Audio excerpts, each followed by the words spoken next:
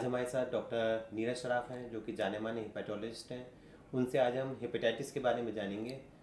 Sir, hepatitis के बारे में थोड़ा सा गाइड करिए, क्या होता है, कैसे होता है। मेरा नाम डॉक्टर नीरज सराफ है और मैं लिवर डिज़ीज़ और ट्रांसप्लांटेशन डिपार्टमेंट में डायरेक्टर हूँ।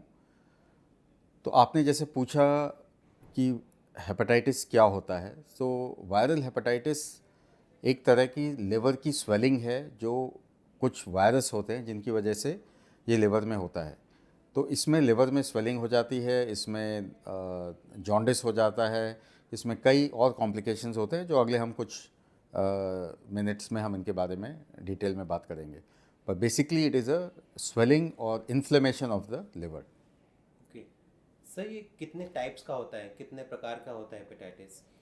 तो हेपेटाइटिस आमतौर पे 4 प्रकार के हैं जो हमारी कंट्री में हैं। हेपेटाइटिस ए, ई, बी और सी। एक हेपेटाइटिस डी भी होता है पर वो इंडिया में बहुत कम पाया जाता है, ना के बराबर। तो अब मैं आपको थोड़ा सा बताता हूँ कि ये क्या होते हैं हेपेटाइटिस ए, ई, बी और सी। तो हेपेटाइटिस ए और ई ये एक तरह के वायरस हैं जो वाटर एंड फूड बॉर्न होते हैं। तो ये अनहाइजीनिक या इन्फेक्टेड खाने से या पानी से या किसी भी अन्य पदार्थ से जो हम इंजेस्ट करते हैं उससे फैलता है। और ये यूजुअली वाटर बॉर्न और एपिडेमिक्स में होता है अक्सर। जैसे कोई इन्फेक्टेड वाटर है तो पूरे के पूरे गांव में या पूरे एक एरिया में लोगों को हो जाता है, और आइसोलेटेड केसेस भी होते हैं। हेपेटाइटिस बी और सी ये दो सिमिलर वायरस हैं, ये ए और ई से अलग है। ये दोनों क्रॉनिक वायरसेस हैं, या हाँ, इसका मतलब कि ये बॉडी में क्रॉनिक हो जाते हैं, बॉडी में लंबे टाइम रहते हैं और लिवर को धीरे धीरे डैमेज करते हैं। और हम अभी बात करेंगे कि इनके क्या कॉम्प्लिकेशंस हो सकते हैं। तो बेसिकली 4 तरह के वायरस हैं। हेपेटाइटिस ए और ई जो वाटर और फूड बॉर्न हैं, एंड हेपेटाइटिस बी एंड सी जो कि क्रॉनिक वायरसेस हैं, और ये ब्लड से फैलते हैं और mother to child during delivery फैल सकते हैं, इन्फेक्टेड नीडल से फैल सकते हैं, अनप्रोटेक्टेड सेक्स से फैल सकते हैं। तो ये 3-4 रीजंस हैं जिनसे हेपेटाइटिस बी और सी ट्रांसमिट होते हैं। तो सर, जैसे आपने बताया कि हेपेटाइटिस 4 से 5 प्रकार का होता है, तो इसके कॉमनली सिम्टम्स क्या होते हैं जिससे किसी पेशेंट को पता चले कि हाँ भी वो से ये इन्फेक्शन हो चुका है?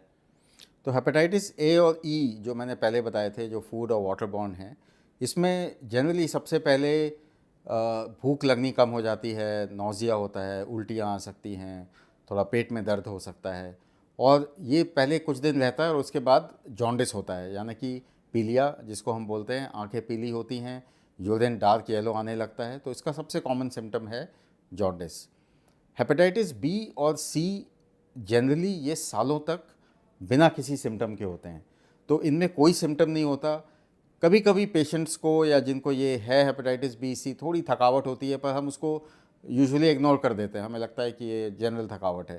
तो ये एसिम्टोमेटिक होते हैं, यानी कि कोई इनके सिम्टम नहीं होते हैं। अनफॉर्चुनेटली जब इनके सिम्टम आने शुरू होते हैं तो लिवर डिजीज़ काफ़ी एडवांस हो चुकी होती है। तो सर, जो हेपेटाइटिस बी एंड सी आपने जैसे बताया काफ़ी सिम्टम्स नहीं होते हैं और काफ़ी लेट स्टेज में मालूम पड़ता है, तो इन वायरस की नेचुरल हिस्ट्री क्या रहती है? तो हेपेटाइटिस ए और ई तो मोस्ट केसेस में सेल्फ रिजॉल्विंग है और 2 से 4 हफ्ते में ये अपने आप ठीक हो जाते हैं। हेपेटाइटिस बी और सी जब ये क्रॉनिक होते हैं, बॉडी में रहते हैं, तो ये 10 से 15 साल में धीरे धीरे लिवर को डैमेज करते हैं अनलेस इनका ट्रीटमेंट किया जाए। तो अगर अनट्रीटेड हेपेटाइटिस बी और सी है तो इससे लिवर सिरोसिस हो सकता है, यानी कि लिवर हार्ड हो जाता है और अपनी कैपेसिटी से कम काम करने लगता है। और जब लिवर सिरोसिस हो जाता है तब इसके सिम्टम आने लगते हैं। अब इसके सिम्टम्स क्या होते हैं सिरोसिस होने के बाद? इसमें भी जॉन्डिस हो सकता है। इसमें अगर सिरोसिस एडवांस हो जाता है तो एसाइटिस हो जाता है, यानी कि पेट में पानी बनने लगता है। पेशेंट्स कोमा में जा सकते हैं, ड्राउजी हो जाते हैं, और अगर एक्सट्रीम फॉर्म होता है तो कोमा में जा सकते हैं। इसमें खून की नसें फूल जाती हैं फूड पाइप में, और उनके फटने पे ब्लड वॉमिटिंग हो सकती है। तो ये 4-5 सीरियस कॉम्प्लिकेशंस हैं लिवर सिरोसिस के।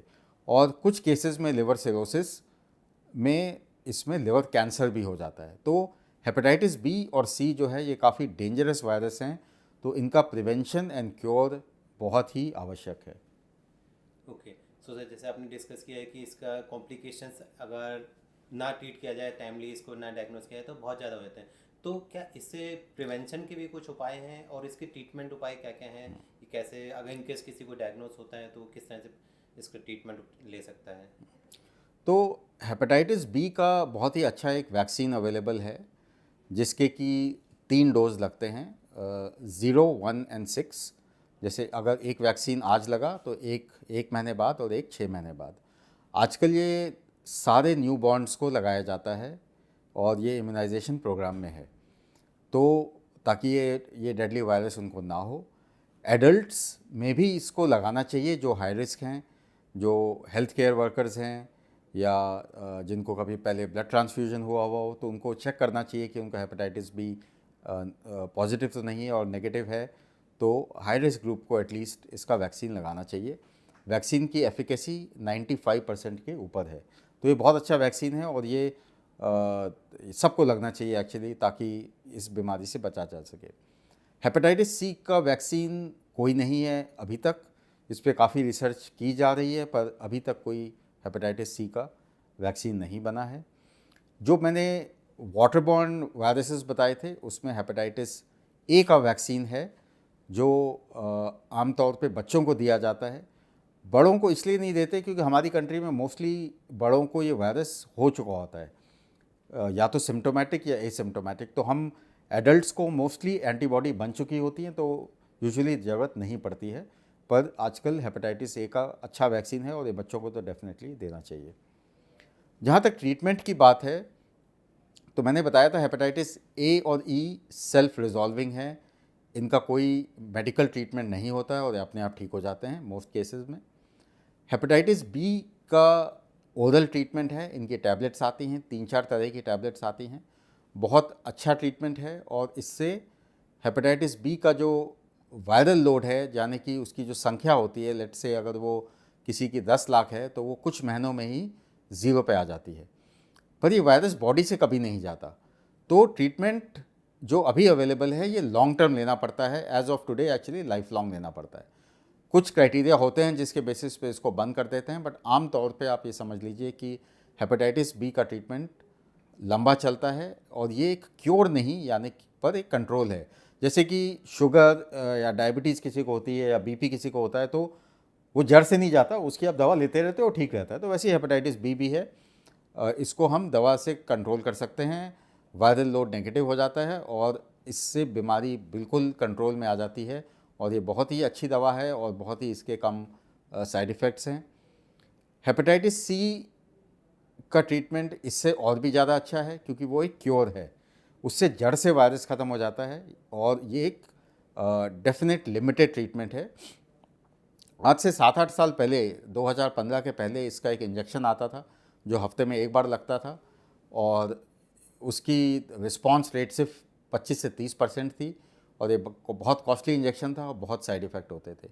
2015 में एक नई दवा आई, इसने हेपेटाइटिस सी के ट्रीटमेंट को रेवोल्यूशनाइज कर दिया और अब 12 हफ्ते के कोर्स में 99% केसेस में हेपेटाइटिस सी जड़ से ख़त्म हो जाता है और आप 12 हफ्ते के बाद इसका ट्रीटमेंट बंद कर सकते हैं। तो हेपेटाइटिस सी का बहुत अच्छा क्योर अवेलेबल है। जिसको भी कोई हाई रिस्क ग्रुप्स हैं उनको इसका टेस्ट कराना चाहिए, या जिसको हेपेटाइटिस सी है बिना हिचक के हमें अपने डॉक्टर से मिलना चाहिए और हेपेटाइटिस सी का क्योर 12 वीक्स में इसका एकदम कंप्लीट क्योर हो जाता है। So thank you doctor Shroff, हमने आपसे आज जाना ओवरऑल हेपेटाइटिस के बारे में, क्या होता है एग्जैक्टली हेपेटाइटिस, 5 टाइप का जो आपने बताया, उसके सिम्टम्स, एज वेल एज अगर ना ट्रीट किया जाए तो क्या क्या कॉम्प्लिकेशंस हो सकते हैं, as well as the prevention के पार्ट में आपने जो मैं सब बताया कि वैक्सीनेशन जो हमारे ए एंड बी के लिए अवेलेबल है वो सभी को लेना चाहिए। आई थिंक सभी जितने भी लोग हैं, जनरल पब्लिक है, सबको बी का वैक्सीनेशन लेना चाहिए। और जो इन केस किसी को डायग्नोस होता है तो एज सुन एज पॉसिबल अपने near by gastroenterologist and hepatologist से कांटेक्ट करना चाहिए। बिल्कुल, तो एक सम अप में मैं यही कहूँगा कि गुड हेल्दी हाइजेनिक फूड ये इम्पॉर्टेंट है। इन वायरसेस से बचने का। और हेपेटाइटिस बी और सी अगर किसी को हैं या किसी के फैमिली में हैं तो उनको इसका टेस्ट कराना चाहिए, हेपेटाइटिस बी का वैक्सीन लगवाना चाहिए। और अगर हेपेटाइटिस बी या सी कोई भी पॉजिटिव आते हैं तो इनसे डरें ना, घबराएं ना, बहुत अच्छे ट्रीटमेंट्स अवेलेबल हैं और इनको हम बहुत अच्छे से कंट्रोल कर सकते हैं। Thank you. Thank you sir, thank you very much sir.